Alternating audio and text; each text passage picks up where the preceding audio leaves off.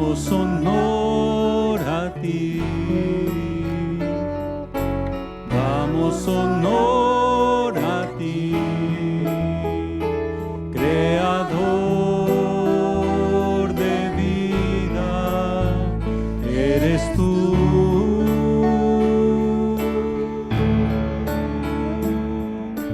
Damos honor a ti. Damos honor a ti.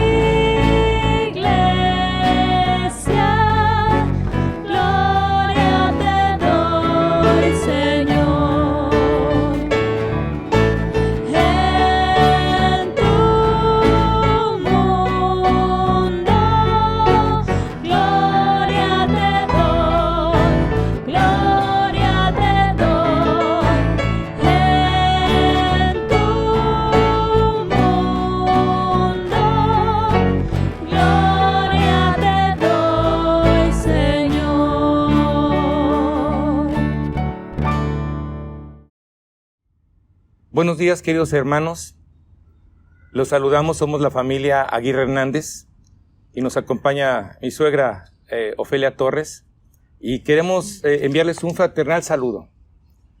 A pesar de la distancia, hemos tenido la bendición de poder unirnos a través de los medios digitales los domingos que nos congregamos para escuchar las predicaciones, las alabanzas, los jueves de oración y también en la Escuela de Formación Cristiana. Queremos decirles, hermanos, e invitarles a que no perdamos esa unión a través de este medio. Pronto estaremos juntos cuando el Señor abra las puertas y se den las condiciones para unirnos, pero mientras tanto, estemos juntos a través de este medio, alabando al Señor, aprendiendo y creciendo para predicar su nombre y dar testimonio al mundo de su misericordia. Busquemos 2 de Samuel 22, del 2 al 7. Dijo así: El Señor es mi roca, mi amparo, mi libertador, es mi Dios, el peñasco en que me refugio. Él es mi escudo, el poder que me salva, mi más alto escondite. Él es mi protector y mi salvador. Tú me salvaste de la violencia. Invoco al Señor, que es digno de alabanza, y quedo a salvo de mis enemigos. Las olas de la muerte me envolvieron, los torrentes destructores me abrumaron. Me enredaron los lazos del sepulcro, y me encontré ante las trampas de la muerte. En mi angustia invoqué al Señor, llamé a mi Dios, y Él me escuchó desde su templo. Mi clamor llegó a sus oídos. Amén. Amén. Bueno, aquí el narrador lo que nos dice textualmente es: el Señor es mi roca, que quiere decir que veamos de esa forma personal y con confianza la protección y salvación que nos da Dios. Y otra cosa que también podemos rescatar de esta lectura es que si oramos de una forma sincera, siempre va a ser escuchada nuestra oración. Amén. Hermanos, busquemos al Señor juntos, que es nuestro escudo y nuestro amparo. Señor, te damos gracias primeramente por esta vida que nos das. Gracias por la oportunidad que tenemos de estar aquí, Señor, que el hecho de que podamos escuchar tu mensaje esta mañana quiere decir que nos guardas en tu mano, Padre. Que el hecho de que podamos escuchar este mensaje esta mañana significa que tú no nos olvidas, Señor, tú no nos sueltas y que nosotros podemos aferrarnos a ti en todo momento.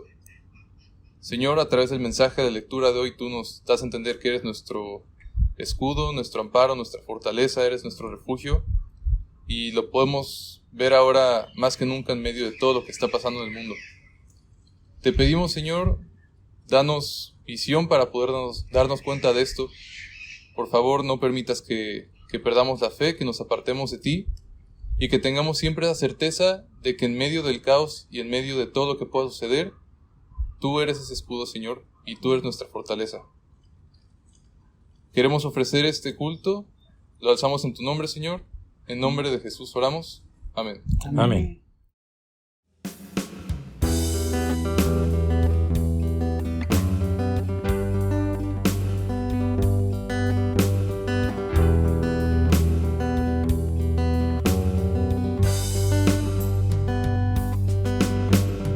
Diste tu vida por mí,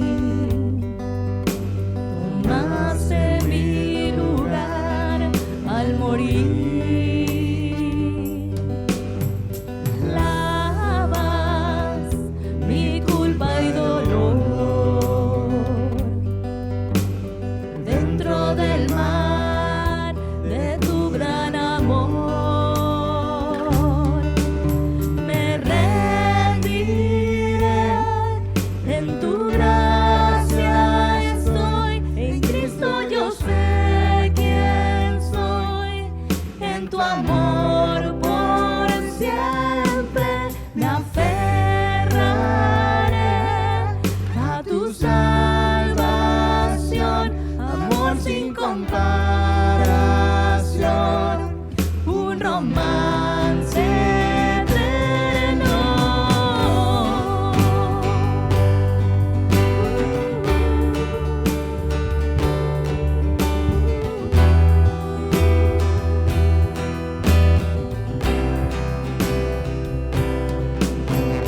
Tu amor, furioso huracán, que destruyó mi culpa y maldad. Me rendiré, en tu gracia estoy, en Cristo yo sé quién soy, en tu amor por siempre me aferraré a tu salvación, amor sin comparación, un romance eterno.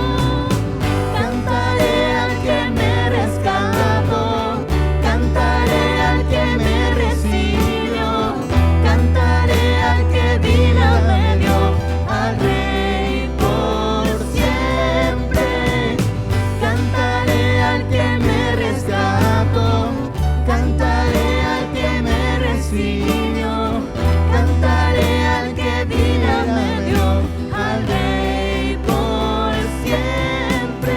Me rendiré, en tu gracia estoy, en Cristo yo sé quién soy, en tu amor por siempre me aferraré a tu salvación, amor sin comparación, un romance eterno. Cantaré al que me rescató, cantaré al que me recibió, cantaré al que vida me dio, al Rey por siempre. Cantaré al que me rescató, cantaré al que me recibió,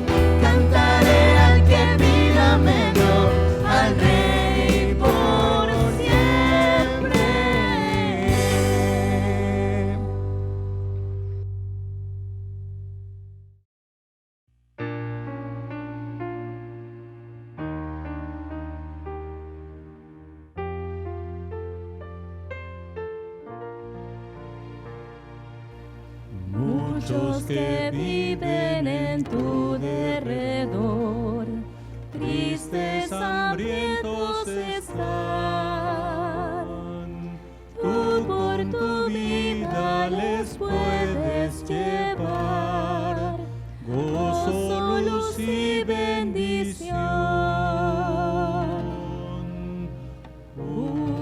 Usa mi vida, usa mi vida para tu gloria, oh Jesús. Todos los días y hoy quiero ser testigo tuyo, Señor, por doquier.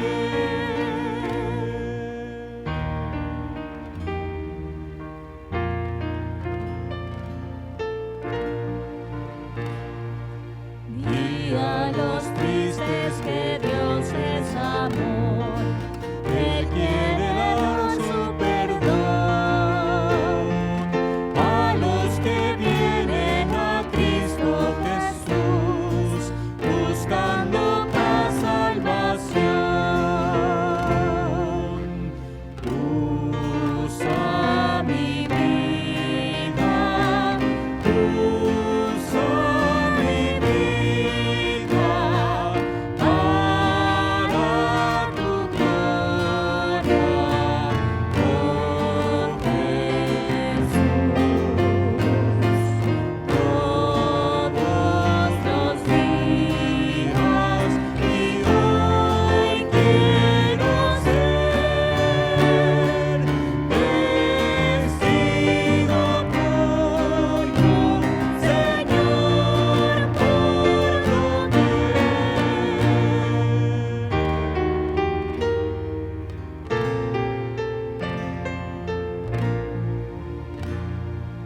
Toda tu vida hoy rinde al Señor, cada momento sé fiel.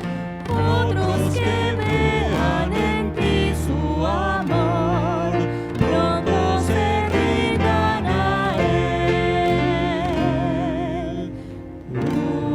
Usa mi vida, usa mi vida para tu gloria, oh Jesús. Todos los días y hoy quiero ser testigo tuyo, Señor, por doquier.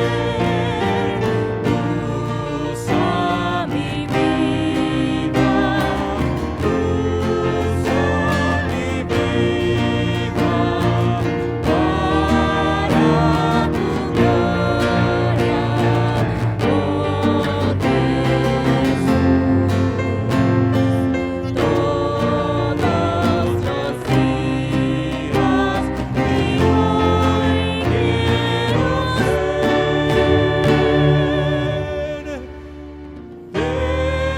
testigo tuyo,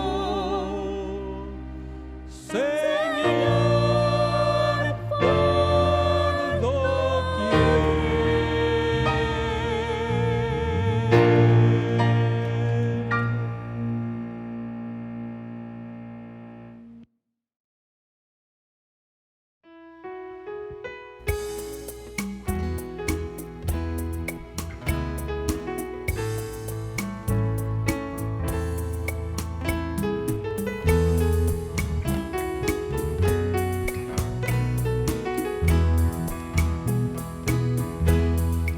Eran 100 ovejas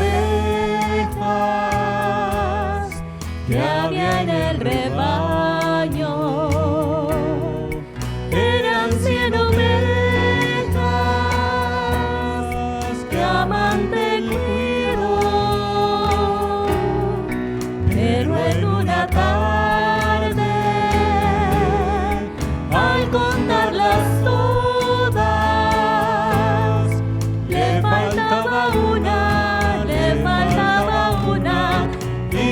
triste lloró. Las 99 dejó en el aprisco y por las montañas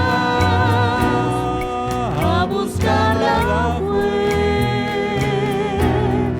La encontró llorando, temblando de frío.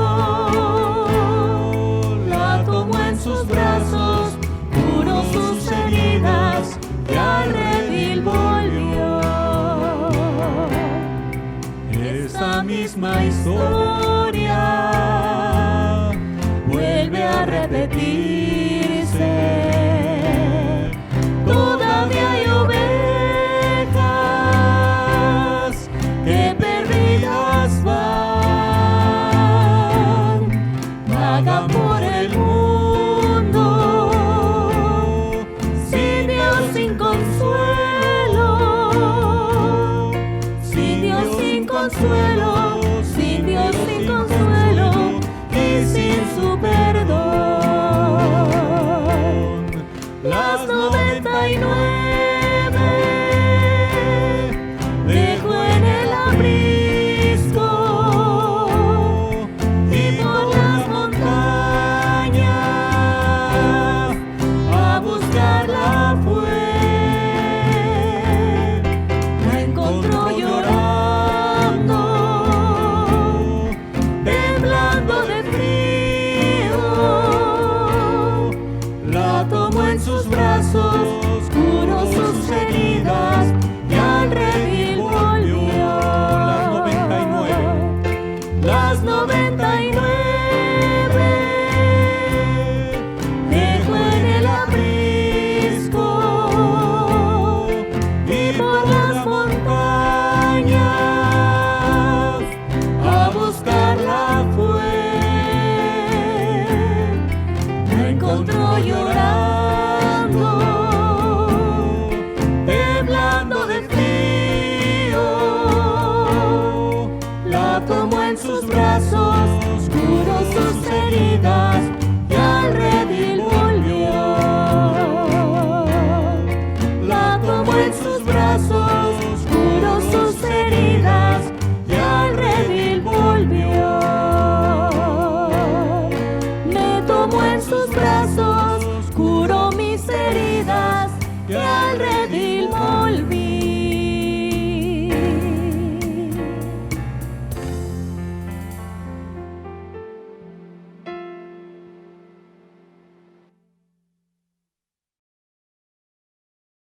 Muy buenos días, hermanos. Una vez más, es un gozo para mí el estar con ustedes esta mañana y déjenme decir que no voy a cesar nunca de dar las gracias a Dios, de estar aquí con ustedes, y espero que ustedes no se cansen de escuchar y no de escucharme a mí, porque probablemente yo sí les puedo cansar, pero espero que estén pensando en que lo que van a escuchar es la palabra de Dios y que esa palabra nunca les va a cansar. Yo sí les puedo cansar, pero Dios no les va a cansar si es que realmente lo ven desde esa manera. Bueno, un domingo más, ya es el penúltimo domingo para terminar el mes de febrero y queremos compartir con ustedes la palabra de Dios en esta ocasión. Acompáñenme a orar y a pedir a Dios su dirección para este tiempo. Padre, muchas gracias por darnos esta oportunidad nuevamente de vernos a través de este medio y de poder escuchar tu palabra. Escuchar en el sentido, Señor, primeramente de lo que tú quieres mostrarnos y enseñarnos a través de ella, y escucharnos también en el sentido de lo que nosotros como seres humanos somos capaces de hacer o no en nuestras vidas. Así es que te ruego, oh Padre, que ilumines con tu Espíritu Santo mi mente, mi corazón, la mente y el corazón de los que están escuchando, de todos y cada uno de aquellos que están en este momento escuchando tu palabra. Oh Señor, danos tu bendición, tu iluminación, para que podamos, Señor, de esta manera escuchar claramente lo que tú tienes que decirnos. Gracias por tu Espíritu Santo. Nos ponemos en tus manos, dándote a ti la honra y la gloria que solamente tú mereces. En Cristo Jesús oramos. Amén. Amén. Amados hermanos, algo así como unos 6 o 7 mensajes atrás, hemos venido hablando acerca del Evangelio, acerca de la gracia, acerca de lo que prácticamente significa el Evangelio en nuestras vidas. El mensaje general que estamos planteando para la iglesia, para nosotros como creyentes, como cristianos y no creyentes también, por supuesto, es simple y sencillamente cómo podemos vivir en el Evangelio, cómo debemos vivir el Evangelio en nuestras vidas. Ese es el mensaje grande, podemos decir el paraguas. Pero abajo de eso estuvimos hablando de lo que significa realmente el Evangelio y y cómo el Evangelio debe transformar nuestra vida. Y que dijimos claramente algunos puntos que nos parecieron muy importantes para recalcar y para hablar más sobre eso, para que quede bien grabado en nuestros corazones esos conceptos que me parece que son muy importantes para que nuestra vida tenga el sentido lo más parecido al Evangelio posible, porque es así, o sea, es decir, creo que ninguno de nosotros, aunque estamos haciendo la lucha, podremos vivir en toda la extensión de la palabra lo que significa vivir en el Evangelio. Entonces, con la ayuda de Dios vamos a seguir trabajando sobre eso, pero ahora vamos a cambiar un poquito el esquema.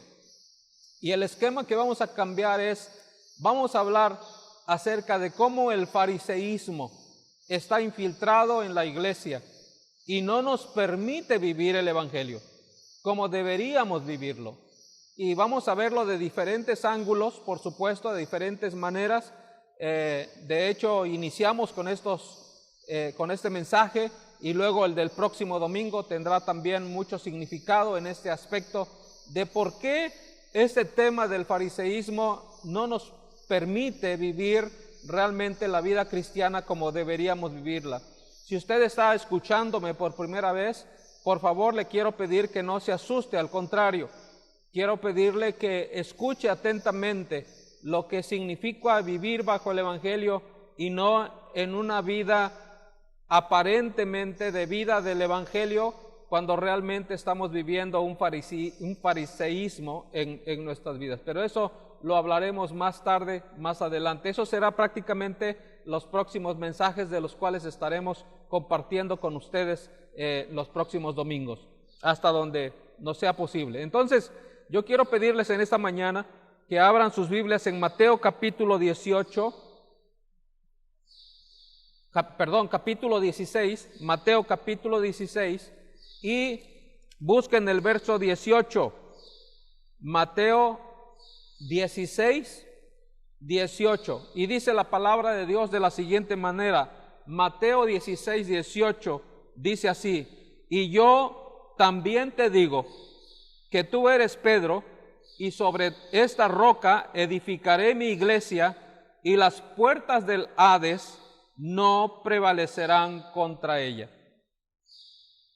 Por favor, preste mucha atención a lo que dice la palabra de Dios. Yo voy, dice Jesús, a edificar mi iglesia, y las puertas del Hades no van a prevalecer contra ella. Es decir, lo que está diciendo con la palabra Hades la podemos cambiar por otra palabra más común, que significa infierno. Es decir, dicho de otra manera, lo que Jesús está diciendo es: el infierno mismo no va a poder ganar. Prevalecer significa eso, que va a ganar. No va a ganar. Va a ganar la iglesia, no va a ganar el infierno. Eso es lo que Jesús está diciendo. Pero noten, por favor, las primeras palabras que Él está diciendo en este versículo es: yo también te digo que tú eres Pedro, y sobre esta roca edificaré mi iglesia. Jesús se está refiriendo a él, no se está refiriendo a Pedro. Y algunos de ustedes pueden pensar eso y bueno, ya sabemos que una iglesia proclama eso, enseña eso, cosa que no es realmente acorde a la palabra de Dios. No es Pedro el que edifica la iglesia, es Cristo el que edifica la iglesia. La primera pregunta que tendría, si alguien piensa que Pedro es el que edifica la iglesia, ¿quién fue el que murió por la iglesia? ¿Pedro? No fue Pedro el que murió por la iglesia. ¿Quién fue el que dijo, yo estoy con vosotros todos los días hasta el fin del mundo? ¿Fue Pedro? No fue Pedro el que dice esas palabras. ¿Quién vino a este mundo y nació y se hizo hombre y caminó y anduvo con nosotros? No fue Pedro el que hizo eso. ¿Quién fue el que murió ciertamente y resucitó al tercer día? No fue Pedro el que hizo eso. Entonces, esto es lo que edifica la iglesia, la venida de Cristo, el hecho de que permaneciera con nosotros, el hecho de que sufriera, el hecho de que muriera, el hecho de que resucitara y el hecho de que está sentado a la diestra de Dios Padre Todopoderoso. Eso es lo que edifica la iglesia. ¿Y qué usa Dios para edificar su iglesia? Aparte de la persona de Cristo, porque aunque en cierta manera estoy diciendo aparte desde un punto de vista físico, la palabra de Dios. Porque la palabra de Dios es Cristo. Él es el verbo hecho carne, dice Juan capítulo 1, versículo 1, y el verbo se hizo carne y habitó entre nosotros, y la palabra verbo en griego significa palabra, es la palabra, es el logos de Dios. Entonces, creo que es importante que nosotros entendamos este principio, porque de otra manera no podremos hacer. Entonces, Dios, a través de Jesucristo, nos está diciendo que Él va a edificar su iglesia y Él está edificando su iglesia y Él va a seguir edificando su iglesia. Pero para eso hay muchas cosas que nosotros que somos parte de la iglesia, somos un miembro de la iglesia, tenemos que aprender y tenemos que buscar en su palabra de cómo Dios realmente quiere que vivamos, qué es lo que Dios quiere que hagamos, cómo quiere Dios que vivamos. Entonces, es justamente en ese canal, en ese punto en el cual vamos a estar trabajando para la gloria de nuestro Dios. Así es que, para repasar rápidamente un poquito de lo anterior, hemos visto que toda la vida cristiana depende de Dios de principio a fin. Toda la vida cristiana depende de Dios de principio a fin. Es decir, cuando tú inicias tu vida cristiana, ¿cómo inicias tu vida cristiana? La primera cosa que hacemos es reconocer que somos pecadores y que necesitamos a Jesucristo en nuestras vidas. Y cuando reconocemos que hemos pecado y entregamos nuestra vida al Señor, porque es el único que pagó y murió en la cruz y derramó su sangre en ella para el perdón de mis pecados, cuando yo reconozco esto y entonces vengo a Cristo diciendo, sé tú mi Señor, sé tú mi Rey, sé tú mi Dios, entonces comienza mi vida cristiana terrenalmente hablando. Allí comenzamos y comienza la edificación. Ojo con lo que estoy diciendo. Comienza la edificación del reino de Dios. Comienza la edificación de Dios por su iglesia. Entonces, esto creo que nosotros tenemos que recordarlo. ¿Qué fue la razón por la que Cristo murió? Pues justamente por eso, para que nosotros tuviéramos esa realidad desde que iniciamos nuestra vida cristiana hasta que terminamos nuestra vida cristiana. Y usted se preguntará, ¿y cuándo terminamos la vida cristiana? La respuesta a esa pregunta es muy sencilla, cuando morimos. Cuando morimos terminamos nuestra vida cristiana y entramos a otra dimensión, a otra relación con Dios totalmente, por no decirlo de otra manera, desconocida para nosotros, pero que es una promesa que Cristo nos ha hecho. Entonces, Cristo vino, murió, resucitó y está sentado en el trono de su Padre. Como decimos y como lo dice la palabra, está sentado a la diestra de Dios Padre Todopoderoso. También vimos lo que Dios está haciendo en nosotros. Es decir, la obra de Dios es completa en nosotros. Que de principio a fin la vida cristiana es obra de Dios. Pero por otro lado también vimos cómo Dios está trabajando a través de su iglesia, a través de sus hijos, lo que estábamos leyendo hace unos momentos en Mateo capítulo 16, versículo 18. Entonces, al ser nosotros templo del Espíritu Santo, Dios nos está moldeando, lijando. ¿Entienden lo que es lijar? Eso, moldeando.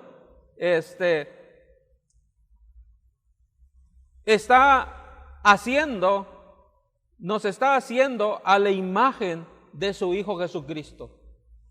Es Dios el que nos está lijando para que nos parezcamos a la imagen de su Hijo Jesucristo. Esto me parece que es algo muy importante. Nosotros vamos a ser moldeados mientras estamos caminando en este mundo, mientras estamos yendo en este mundo. Entonces, la vida cristiana es lo que Dios hace a través de nosotros.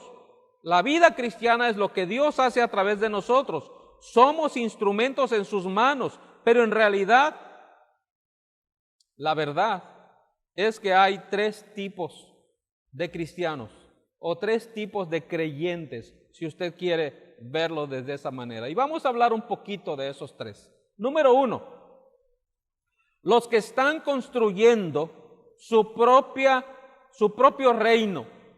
Aquellos que están construyendo su propio reino. Y conste que estoy hablando de algunos cristianos. Hay cristianos que están construyendo su propio reino, eso es cierto. Es decir, construir su propia imagen o su propio reino, es decir, que lo único que les interesa es promoverse a sí mismos. Muchos cristianos el día de hoy están construyendo su propio reino.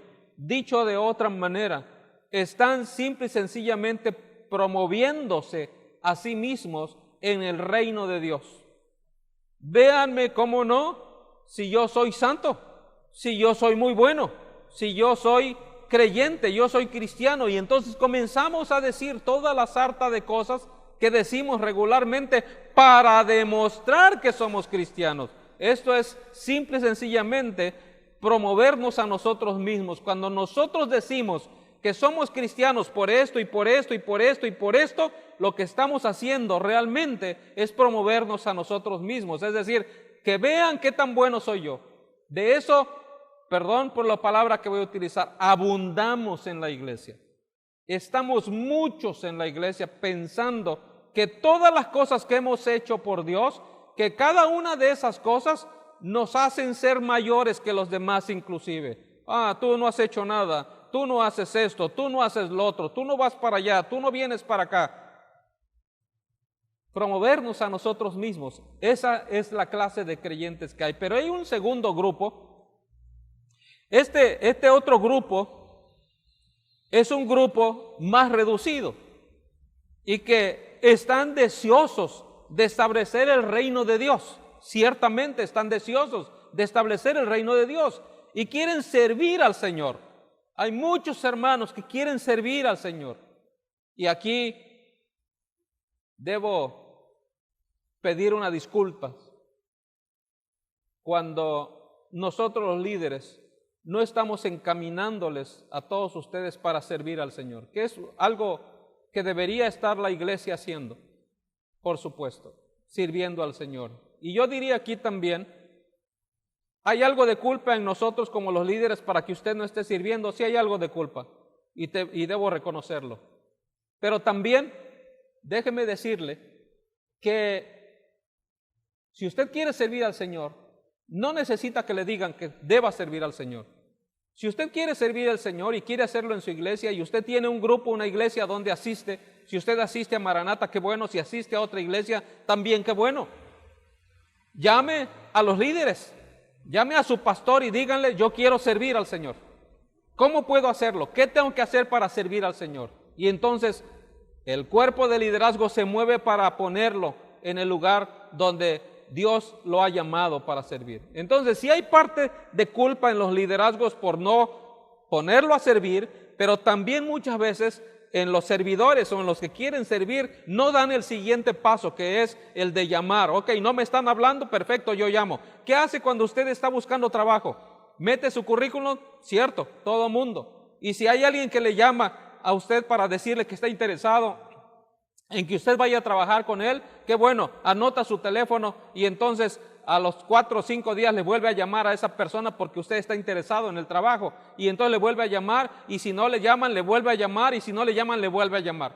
Eso significa interés, de que verdaderamente queremos servir al Señor. Esto me parece que es algo que nosotros necesitamos estar pendientes de esto. Esos hermanos quieren servir al Señor, pero ellos ponen toda clase de energía en eso, e inclusive ponen toda su vida para servir a Dios, porque el deseo de ellos es construir el reino para edificar la iglesia, y eso está muy bien.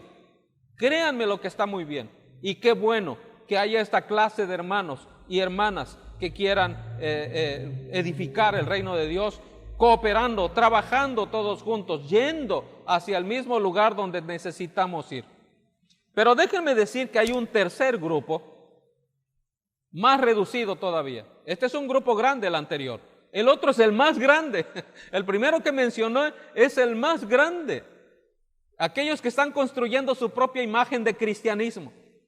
El grupo un poco más reducido es aquellos que quieren servir al Señor y están moviendo y están yendo y viniendo y quieren hacer esto y quieren hacer lo otro. Perfecto. No estoy criticando eso ni estoy diciéndolo como algo malo.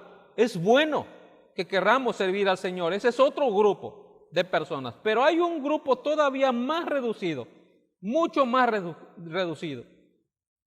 En ese grupo se dan cuenta de que son instrumentos en las manos de Dios y que ellos, escuchen bien esto, y que ellos no pueden construir el reino porque, como dice Mateo en el capítulo y versículo que leímos, dice: yo edificaré mi iglesia y las puertas del Hades no prevalecerán contra ellas. Ahí está claro en la Escritura, en la palabra de Dios. Verso 18.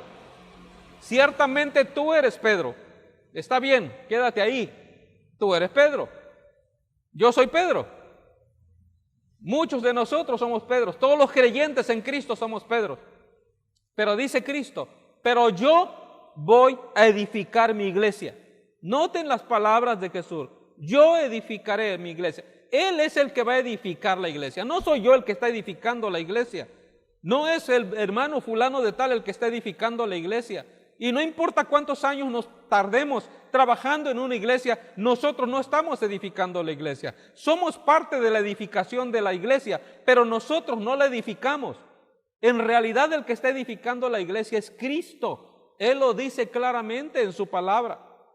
Entonces, vamos a decirlo de esta manera, básicamente, este grupo pequeño de la iglesia que se dan cuenta que ellos no pueden fundar el reino, no pueden edificar la iglesia, ni establecerlo, ni siquiera hacerlo crecer, y se ofrecen a Dios diciendo, presten atención, Señor, deseo ser instrumento en tus manos para que tú establezcas tu reino.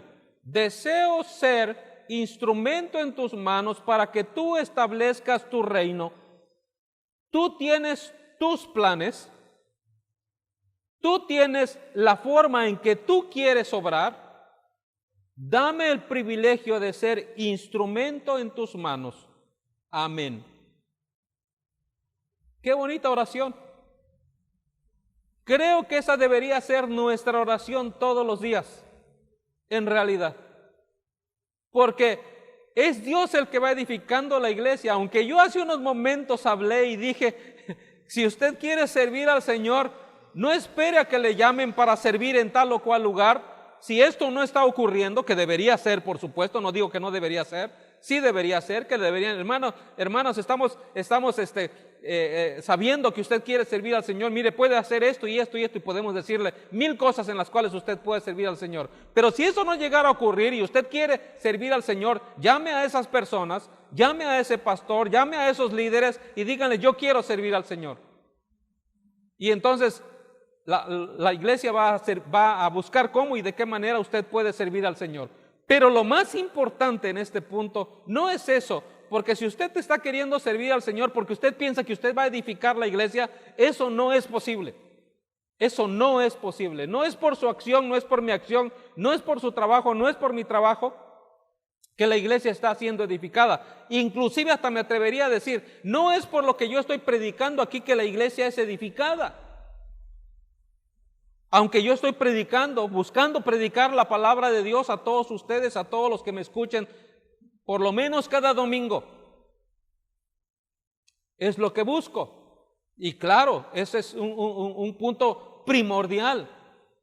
Pero en realidad, el que está edificando su iglesia, el que está utilizando esta palabra, primordialmente esta palabra, y secundariamente hablando mi palabra, las acciones, no soy yo, es el Señor el que está edificando su iglesia. Él toma lo que Él quiere y lo lleva a su corazón, lo lleva a tu corazón para que tú seas edificado y yo también sea edificado, tanto en lo que comunico como en lo que eso que comunico también me lo comunico a mí mismo, porque eso es realmente importante. Entonces este grupo es el más pequeño de todos y reconoce que sin Dios nada, absolutamente nada puede hacer. Hasta podríamos decir, somos los inútiles. Hasta se hizo un programa, una telenovela del inútil. Somos los inútiles.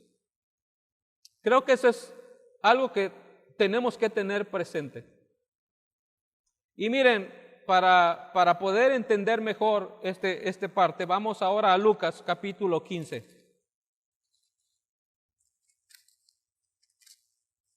Busquen en sus Biblias Lucas capítulo 15. Dejen Mateo, donde nos está hablando de quién es el que está edificando la iglesia, y el que está edificando la iglesia es simple y sencillamente Dios, a través de Cristo, a través de su Hijo. Y vamos a Lucas capítulo 15. Y aquí me detengo un momento para decirles que el título del mensaje el día de hoy es En busca del perdido. En busca del perdido. Y la primera cosa que quiero resaltar aquí en este pasaje, si ustedes observan los versículos en Lucas capítulo 15, versículos 4 al 7.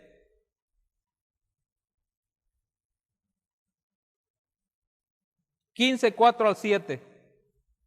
¿Qué hombre de vosotros, dice, teniendo 100 ovejas y pierde una de ellas, no deja las 99 en el desierto y va tras la que se perdió hasta encontrarla? Y cuando la encuentra, la pone sobre sus hombros y gozoso, y al llegar a casa, la pone sobre sus hombros gozoso, y al llegar a casa, reúne a sus amigos y vecinos, diciéndoles, gozaos conmigo porque he encontrado mi oveja que se había perdido. Dice este pasaje. El verso 7 dice, os digo que así habrá más gozo en el cielo, habrá fiesta en el cielo por un pecador que se arrepiente que por 99 justos. Escuchen bien esas palabras, justos que no necesitan de arrepentimiento, justos.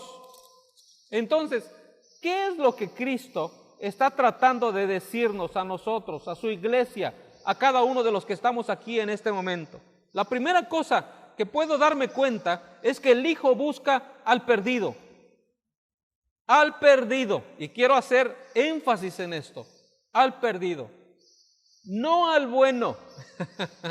No al bueno. Y eso lo pongo entre paréntesis. No al bueno, al perdido. Dice la Escritura que deja las ovejas buenas. Escuchen esto. Deja las ovejas buenas, obedientes, buenas y obedientes, y la que al final de la parábola piensan que no necesitan arrepentirse porque se creen buenas. Esas 99 ovejas que se quedaron porque son buenas y creen y están seguras que no necesitan arrepentirse, y por eso las deja. Entonces a estas, Cristo simple y sencillamente les da la espalda y se va tras la oveja descarriada. se va tras la oveja descarriada. Las 99 se quedan allí. ¿Por qué se quedan ahí? Porque simple y sencillamente ellas creen que son buenas. Y entonces no necesitan arrepentirse. Y como no necesitan arrepentirse y creen que son buenas, ahí se quedan. Y entonces el pastor sale en busca de la oveja descarriada. ¿Cuál es esa oveja descarriada? Esa oveja descarriada no quiere saber nada del redil. No quiere saber nada de la iglesia. No quiere saber nada del pastor. No quiere saber nada de los miembros de la iglesia, de las ovejas prácticamente. Esta oveja quiere ir por su propio camino. Como todos en algún momento de nuestra vida hicimos. Y tal vez si usted está en este punto, en este lugar, está escuchando este mensaje y usted está yendo por su propio camino, usted es una oveja perdida, como yo lo fui. Gracias a Dios fui encontrado. Y levanto las manos al cielo diciendo: Dios, gracias porque me encontraste. No fui yo el que te encontré, tú me encontraste a mí. Esto realmente es algo que nosotros tenemos que pensar. Entonces esta oveja quiere ir por su propio camino. Y Jesús va con mucho amor hacia esa persona, hacia esa oveja, con mucho sacrificio, y busca a esa oveja perdida, que puede ser tú o que puedo ser yo. Y déjenme decir que en el siguiente mensaje estaremos explicando más acerca de esto. Por ahora lo dejamos allí porque creo que es importante. Pero en cada caso mencionado en este capítulo, porque este es un capítulo realmente céntrico, si ustedes me preguntan cuál es el capítulo más importante del libro de Lucas, y yo hasta me atrevería a decir de los 4 evangelios, yo creo que este capítulo 15 de Lucas es el más importante. Eso es lo que yo creo. Puedo ser rebatido, por supuesto, porque no tengo la última palabra en todo. Alguien puede decirme que no es así. Bueno, estoy diciendo que simple y sencillamente, en cada caso mencionado en este capítulo 15 de Lucas, Cristo se identifica con el perdido. Cristo está identificándose con el perdido, en contraste con el que es bueno, con el que dice que es bueno. Miren, hermanos, habemos muchos buenos en la iglesia el día de hoy. Y no solamente en la iglesia hay buenos. Allá afuera también mucha gente cree que es buena. No conocen a Dios, no conocen a Cristo, pero piensan que son buenas. Nosotros decimos que conocemos a Dios y decimos que conocemos a Cristo y pensamos que somos buenos también. Bueno, interesantemente hablando, con quien se identifica Jesús no es con los buenos. Es con el que no es bueno, es con el que no quiere nada con él, es el que lo está rechazando, es el que no lo está buscando, es aquel que dice: oye, vamos a la iglesia, y dice: no, ve tú, yo no voy. Oye, ¿por qué no nos unimos a un grupo para estudiar la Biblia? No, a mí no me hables de ese libro, yo no creo en ese libro, yo no creo que lo hicieron hombres y que eso tiene un montón de fallas y un montón de errores como todo. Y pone uno todas sus excusas y habidas y por haber. Esa oveja perdida está buscando cómo y de qué manera no hacer lo que tiene que hacer. Pero aquí es donde entra el Espíritu Santo, porque el Espíritu Santo entra e ilumina, mostrándonos nuestro pecado y nuestra condición de perdidos.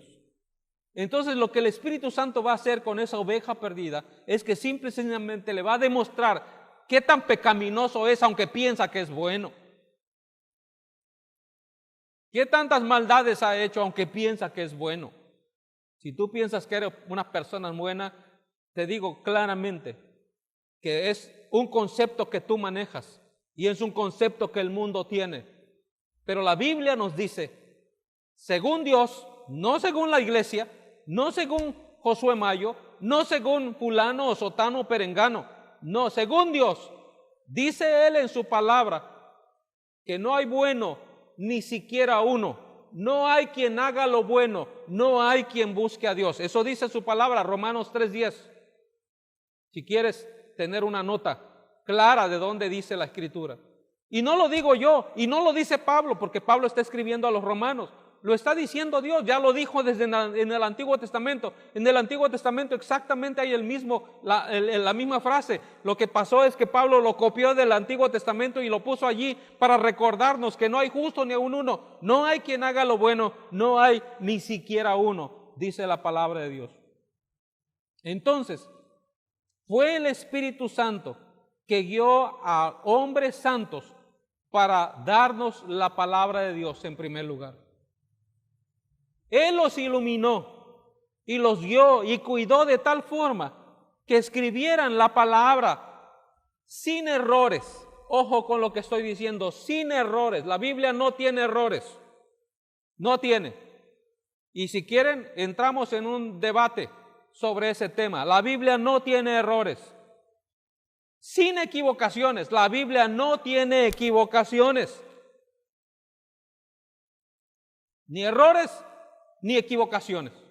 Cualquiera que piense que la Biblia tiene eso y lo afirme, créanmelo, ya no tiene nada en qué creer, ni en quién confiar. Por eso tienes que tener mucho cuidado en ese tema. Si tú piensas que la Biblia tiene errores y que la Biblia simple y sencillamente no te está diciendo la verdad, entonces no tienes en quién confiar. En el único que puedes confiar es en ti mismo. Pero déjame decirte una cosa, que desde la planta del pie hasta la cabeza no hay ni en ti ni en mí cosa sana, sino herida, hinchazón y podrida llaga. ¿Qué te está diciendo Dios? ¿Qué me está diciendo Dios a mí a través de esto? Simple y sencillamente que yo no puedo confiar en mí mismo porque yo soy una llaga podrida. Eso es lo que soy. Entonces, ¿cómo puedo confiar en mí mismo? No puedo confiar. Si tú dices que la Biblia tiene errores, que la palabra de Dios no puedes confiar en ellas porque simple y sencillamente tiene eso, está equivocada, entonces no tienes absolutamente nada en quien confiar. A nosotros también nos guía para entender su palabra. Es decir, el Espíritu Santo no solamente nos guía para aceptar la palabra de Dios, sin fallas, sin errores, sino también nos guía para entender su palabra, para que nosotros podamos entender la palabra de Dios, para escudriñarla. Y entonces el Espíritu Santo es el que aplica la palabra en nuestras vidas de tal forma que vemos nuestra gran necesidad. Vemos quién es Jesucristo, nuestra única esperanza, y no hay otra esperanza. Vemos a través de la Escritura también el Padre ama al perdido, no al bueno. Próximo mensaje estaremos hablando más de esto. El Padre ama al perdido. En esta parábola no es el hijo bueno, porque podemos ir a la siguiente parábola que se encuentra en el mismo capítulo, básicamente desde el versículo 11 hasta el final. No lo vamos a leer, pero usted puede leer esta parábola. Lea de hecho todo este capítulo. Le voy a pedir que por favor lea todo este capítulo completo para que usted entienda el próximo mensaje que estaremos dando aquí en este mismo lugar para el próximo domingo, por supuesto. Lea todo este capítulo y entonces usted va a entender ese mensaje de lo que vamos a hablar en 8 días.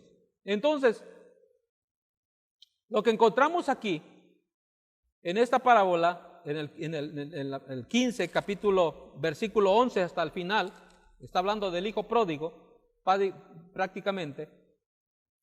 Encontramos, hay un pequeño pasaje que usted va a leer, donde el hijo mayor se muestra como el hijo que siempre había obedecido.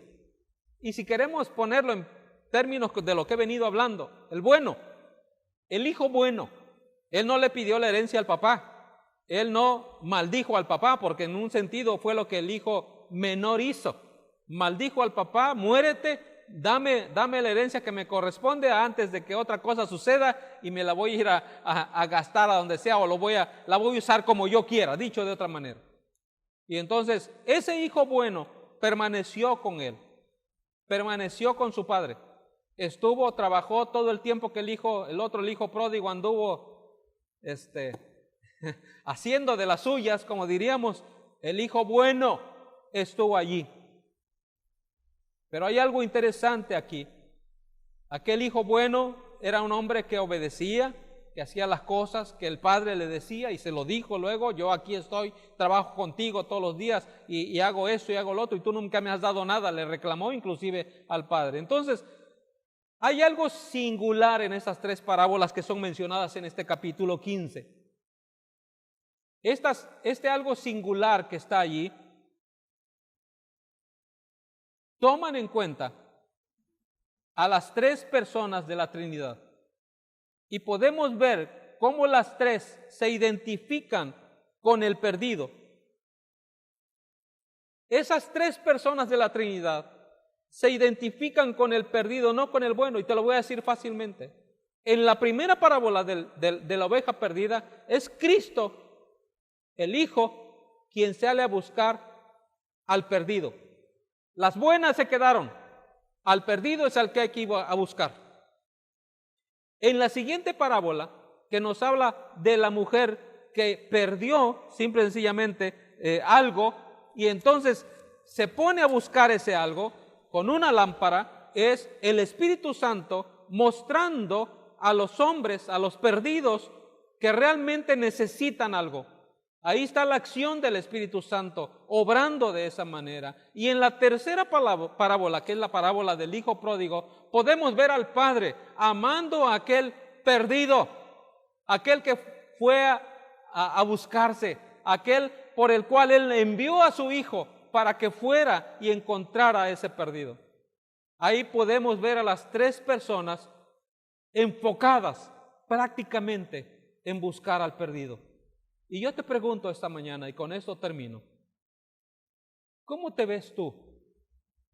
¿Te ves como el bueno o te ves como el perdido? Probablemente pertenezcas a la iglesia Maranata, pero quiero preguntarte esta mañana: ¿cómo te ves como el bueno por pertenecer a la iglesia Maranata? ¿Cómo me veo yo al pertenecer a la iglesia Maranata? ¿Como el bueno? ¿Y cómo te ves tú, que tal vez no asistes a ninguna iglesia? ¿Cómo te ves? Aún tú puedes verte como el bueno. Tú no necesitas a Cristo. Hay muchos hombres a los cuales la esposa le dice: oye, mi amor, mira, vente, ¿por qué no vamos a la iglesia? No, eso tú lo necesitas, yo no.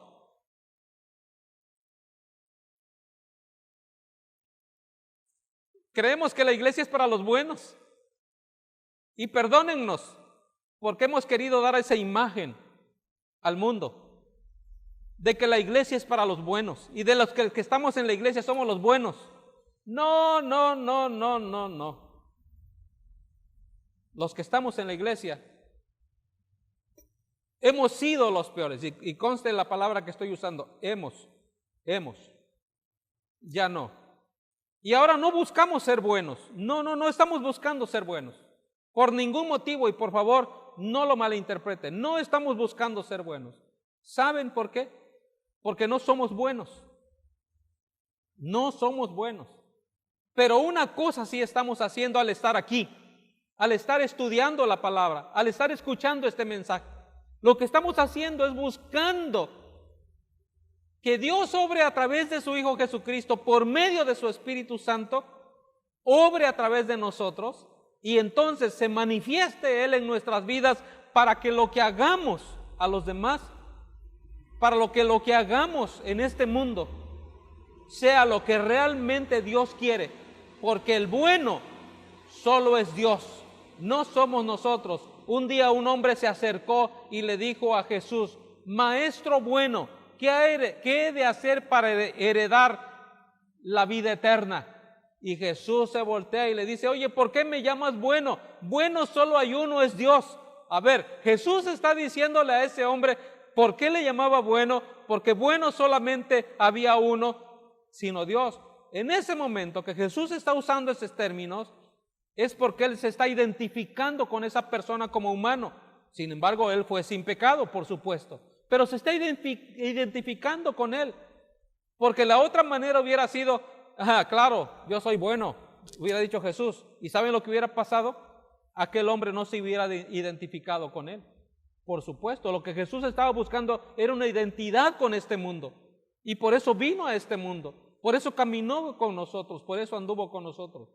Pero lo interesante aquí es que dice, ¿por qué me llamas bueno? Bueno solo hay uno, y ese bueno es Dios. Y vuelvo a repetir, estas tres parábolas, vemos cómo estos tres personas de la Trinidad, Padre, Hijo y Espíritu Santo, se identifican con el perdido, no con los buenos. Y de eso hablaremos la próxima semana.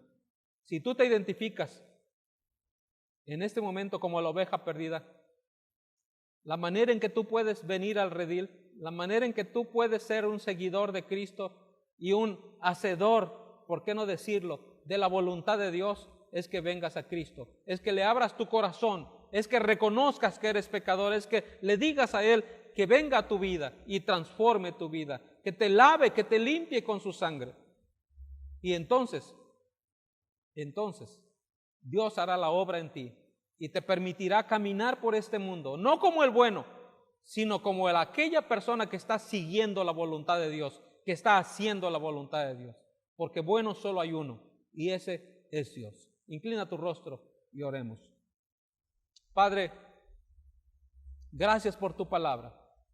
Gracias porque a través de ella podemos ver y podemos entender lo que tú quieres mostrarnos. Oh Señor, te pido por todos aquellos que han estado escuchando tu palabra en este momento, que podamos ser tomados por tu Espíritu Santo y podamos ser llevados a ese sitio, a ese lugar donde nos demos cuenta de la necesidad que tenemos de ti. ¿Por qué? Porque no somos buenos, Señor. Bueno solo hay uno, eres tú, Señor. Y Padre, si hay aquí alguna persona que tú le has hablado esta mañana y le has enseñado que no es bueno, que solamente tú eres bueno y que te necesita a ti, no para ser bueno, sino simplemente para hacer tu voluntad, te ruego, Señor, que tú trabajes en su corazón, que tú obres en este momento preciso en su vida y que, Señor, tú le enseñes el camino que eres tú. Ahora más que nunca, Señor, en medio de esta situación que estamos viviendo, necesitamos estar seguros de que estamos siguiéndote a ti, de que no nos estamos siguiendo a nosotros mismos, sino de que es a ti a quien te seguimos. Si tú quieres hacer esto y quieres vivir para Cristo y quieres hacer la voluntad de Dios, ¿por qué no le dices a Él estas palabras? Señor Jesucristo, repite después de mí, Señor Jesucristo, yo te pido que perdones mis pecados, que me limpies con tu sangre. Te ruego, Padre, que vengas a mi vida en este momento y que tomes el control de mi vida. Yo quiero vivir para ti, Señor. No quiero ser bueno como acabamos de escuchar. Lo único que quiero hacer es tu voluntad. Ayúdame para que esto sea una realidad en mi vida.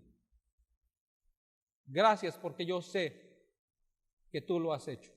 Ayúdame ahora a reunirme con aquellos que están buscando hacer tu voluntad, que están buscando servirte, que no están buscando ser buenos, sino están buscando vivir como tú quieres que vivamos. Ayúdame para ello, te lo ruego en el nombre de Jesús. Oh Padre, gracias. Si nos hemos dado cuenta que somos buenos, en realidad, Señor, y que estamos buscando hacer las cosas para ti, por supuesto, pero pensando que somos buenos, oh Señor, quita eso de nuestra mente y de nuestro corazón y déjanos simplemente en pensar personas, en hombres y mujeres que estamos haciendo, buscando hacer tu voluntad, no porque somos buenos, sino simplemente porque tú, Señor, estás obrando en nuestras vidas, estás trabajando en nuestros corazones para que solamente obedezcamos a tu voz y sigamos, Señor, tus mandatos. Ayúdanos pues, nos ponemos en tus manos, en el nombre de Jesús oramos. Amén. Amén. Amados hermanos, Dios les bendiga, es un placer haber estado con ustedes este domingo. Hasta la próxima, primeramente Dios. Que Dios les guarde.